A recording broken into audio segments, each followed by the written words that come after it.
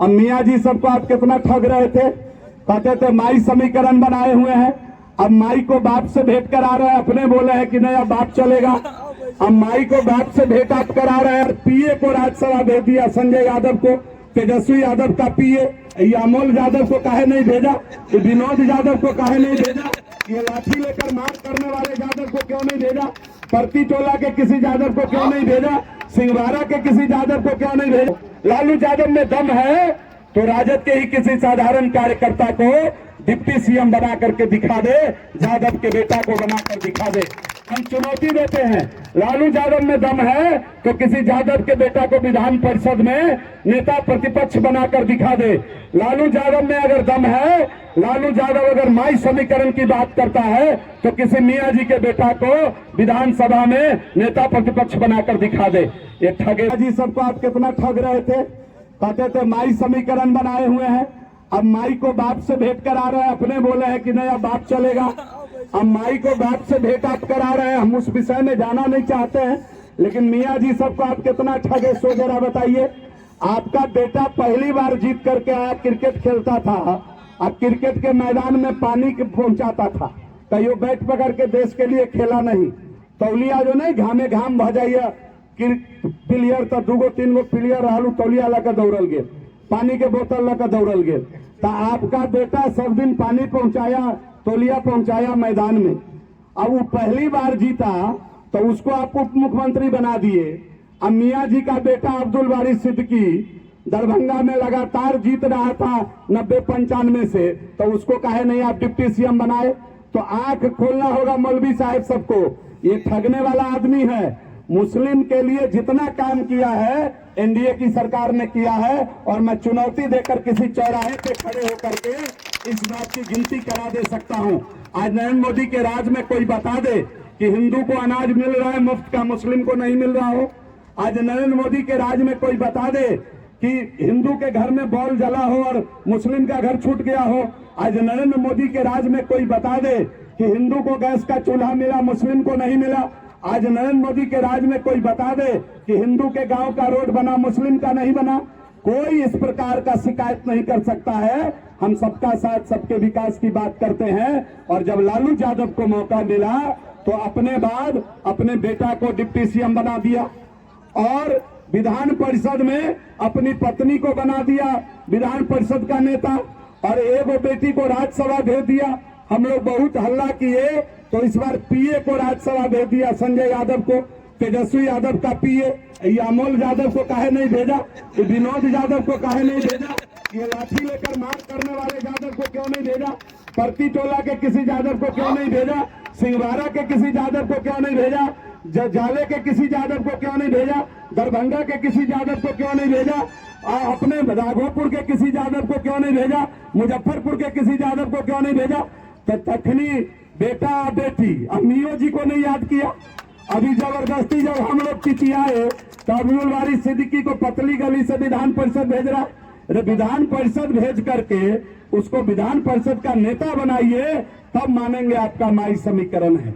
आपका समीकरण केवल परिवार समीकरण है, आप केवल परिवार के लिए मरते हैं और बिहार के जादवों और मुसलमानों को ठगने का काम करते हैं। और जब हम लोगों को मौका मिला, 3 वो यादव सांसद रामकृपाल जी, नित्यानंद राय जी और अशोक यादव जी, अपने सांसद सबसे ज्यादा वोट से जीतने वाले 3 वो यादव सांसद 17 गो में भाजपा ने। अब वोट देव हो जाकर लालू यादव के टिकट दे उधर में दई छो नहीं दे तो बीजेपी मंत्री बनल को ले जाके केंद्र में बीजेपी तकल धल दाई क्या नाम हो जाए के करे वाला बीजेपी मंत्री केंद्र में नित्यानंद राय जी के बनल को सब काम बीजेपी कर रहा हो। मुख्यमंत्री बना दल को ले जाके वो साधारण आदमी के मध्य प्रदेश में बना दिया कि नहीं बना दिया, साधारण कार्यकर्ता को। लालू यादव में दम है तो राजद के ही किसी साधारण कार्यकर्ता को डिप्टी सीएम बना करके दिखा दे, यादव के बेटा को बनाकर दिखा दे।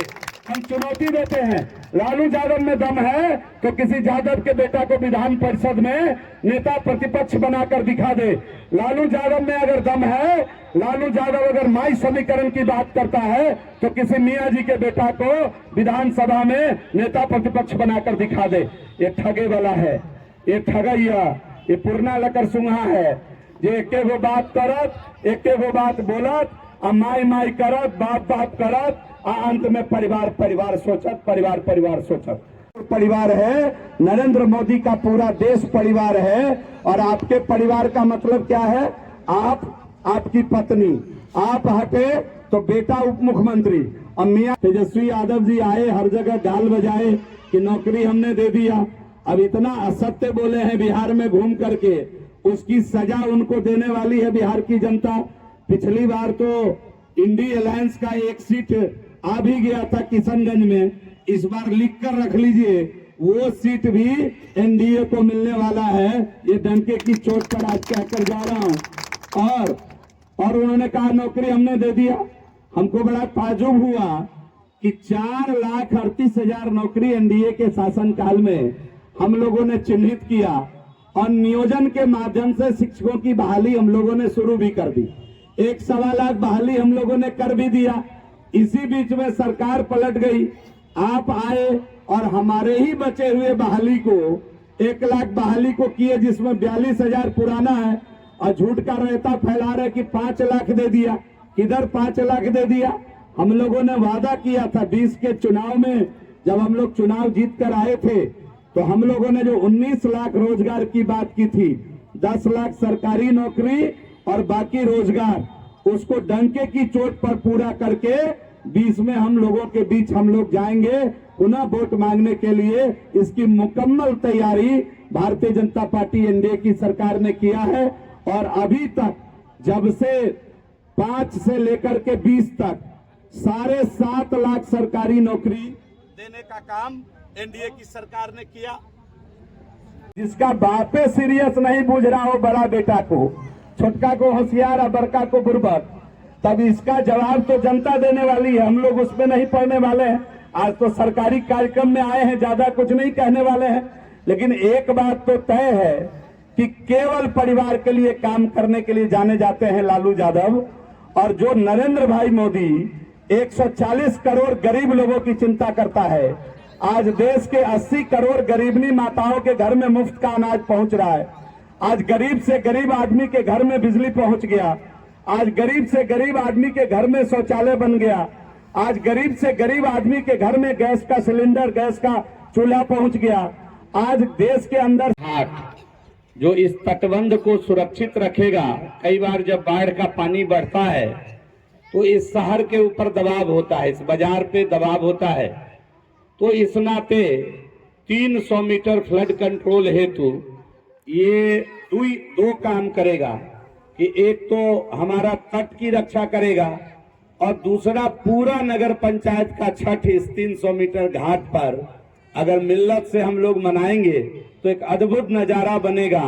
और एक घाट पर पटना में जैसे छठ होता है वो ऐसे देखने को मिलेगा।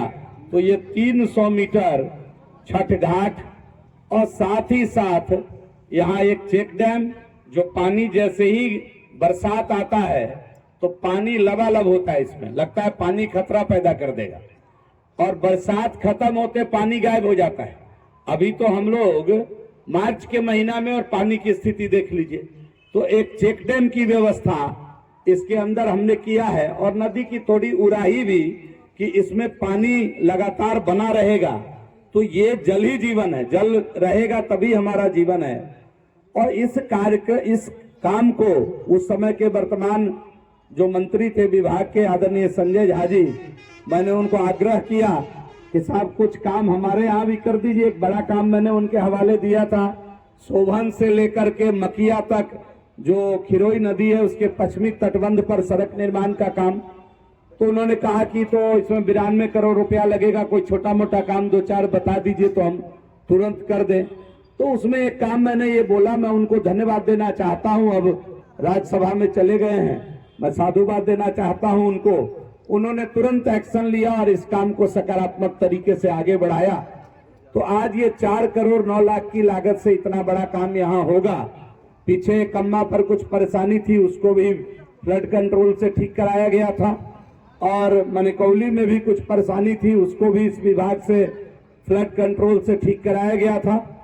तो काम लगातार चल रहा है। अभी मुख्य पार्षद महोदय ने आग्रह किया पुल का, तो इनके जानकारी के लिए मैं बता दूं कि पुल का चेकलिस्ट जमा है, पुल का डीपीआर भी जमा है। इस साल वो पुल के लिए पैसा स्वीकृत नहीं हो पाया, जो आगामी वित्तीय वर्ष में हो जाएगा। सरकार ने जवाब भी दिया है बिहार विधानसभा के अंदर कि आगामी वित्तीय वर्ष में पुल बनेगा, वहां पुल की राशि स्वीकृत हो जाएगी और पुल का निर्माण जो आपका जिसको कौन सी जगह कहते हैं अपना बसवारी, वहां वो पुल बृहद पुल बनेगा, अच्छा पुल बनेगा